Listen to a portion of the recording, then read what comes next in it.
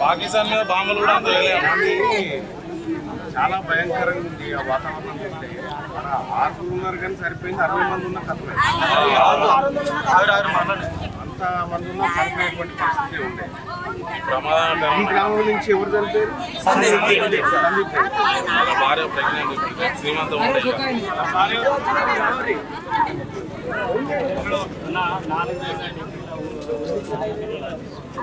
Temperature ఉంది 4000 డిగ్రీలు ఉంటే 40 డిగ్రీలకు మనం తట్టుకోలేకపోతున్నాం. 4000 డిగ్రీలు అంటే నిపుణులతో చేసే పనులు సీఏలను పెట్టి ఫిబ్రవరిగా వాళ్ళ రోజువారి పని గడిచేటట్టు చేసి వాళ్ళు లాభాలు పొంది జనాన్ని లాభ చేస్తున్నారు. వాళ్ళకి వచ్చేది వీళ్ళకి వచ్చేది 300-400 జీతం రోజు. ఆడ వచ్చేది రాని ఎవరు తెలియదు. మనకు కావాల్సింది ఒకటే, ఇప్పుడు సందీప్ కి న్యాయం చేయాలి, కంపెనీ యాజమాన్యం ఎమ్మటే దిగి రావాలి. అంటే సందీప్ అని కాదు, ప్రతి ఒక్కరికి. ఇప్పుడు ఆడ జరుగుతుంది నిపుణులతో చేయాల్సిన పని.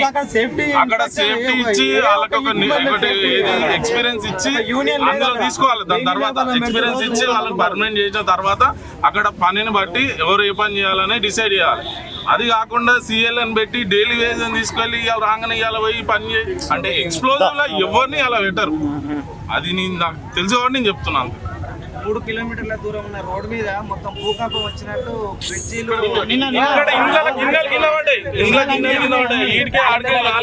దూరం.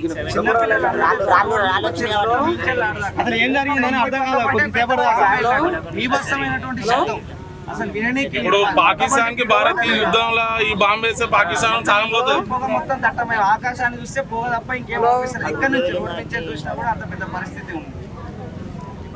కిలోమీటర్ వరకు ఆ ముక్కలు సిమెంట్ మొత్తం ఇనుము నుంచి మా బాడీ రేట్ల మీద పడితే ఆ పండుకున్న కూడా ఒకరిద్దరు జరాలు వచ్చి కంపెనీ తొలగించాలి. కాడపల్లి గ్రామంలో అది వద్దు అంటే అది కూడా వద్దు అని అభివృద్ధి చెందాం అనుకుంటాం కానీ మా ప్రాణాలు పోతే కంపెనీ టైర్ల కంపెనీ పనిచేయాలని చెప్పేసి 6 నెలలు తిరిగినాం. కలెక్టర్ కాడికి పోయినాం, ఎమ్మెల్యే కాడికి పోయినాం, ఆఖరికి పోయినాం, మొత్తం బీసీఓ ఆఫీస్ కాడికి పోయినాం. మొత్తం తిరిగితే అందరూ ఇది ఇప్పుడైతే స్టార్ట్ కాలేదు. పుగరాన్ని కంప్లైంట్ చేసి ఎమ్మెల్యే కూడా మమ్మల్ని మా మీద బయట ఓవర్ కేసులు కూడా పెట్టారు. మా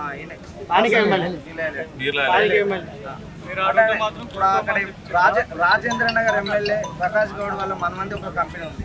అతను ఎంటర్ అయ్యేదాకా మా ఊరికి ఇంకో కంపెనీ మారబడుతుంటే అది బంద్ చేస్తాం ఎట్లా అని చెప్పాడు.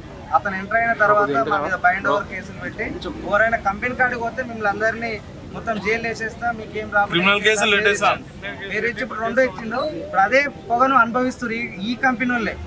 ఈ కంపెనీ వాళ్ళకి పొద్దున్న లేస్తే మొత్తం 100 మంది 150 మంది పనిచేస్తారు. ఏ విధమైన లాభం లేదు. ఒక్క ఉద్యోగం కాడపల్లిలోకి వచ్చేది లేదు. ఓన్లీ పాత టైర్లు తీసుకురావాలి, మండించాలి, ఆయిల్ ఇనుము సపరేట్ చేసి వాళ్ళు అమ్ముకోవాలి. ఏం లేదు. ఆ కంపెనీ ద్వారా కాలుష్యం ఒకటి, అభివృద్ధి అనేది లేదు. కాడపల్లిలో ఒకటి బతికేది లేదు. ఆ కంపెనీ మీద నష్టపోవడం తప్ప బతికేది అయితే లేరు. ఆ కంపెనీ మీద ఈ కంపెనీ మీద కూడా ఏదో మేము అభివృద్ధి చెందుతాం, కాడపల్లి అభివృద్ధి చెందుతుంది, పారిశ్రామికకు వస్తే ఏదో మాకు మా వివరాలు బతారు, ఉపాధి కలుగుతుంది, 4 రూపాయలు వస్తాయి అనుకున్నాం. కానీ ఇట్లాంటి కంపెనీల వల్ల నిపుణులు చేసే పని పిల్లలు చేయడం వల్ల ప్రాణాలు పోవడం తప్ప మాకేం లేవు. ఆ కంపెనీ వద్దని మేము ఒకటే డిసైడ్ చేసుకున్నాం. ఈ జరిగిన దీనికి న్యాయం చేయాలని కోరుతున్నాం.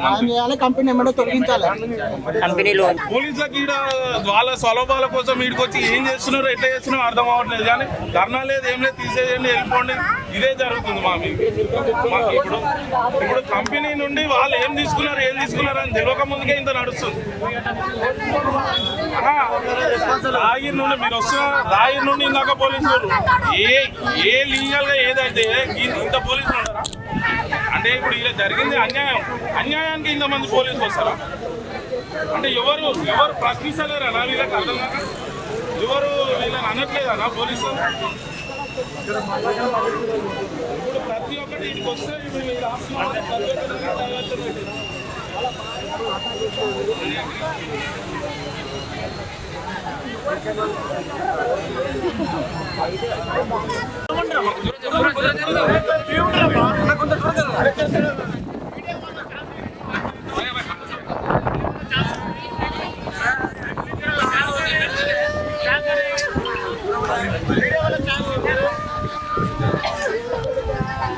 మన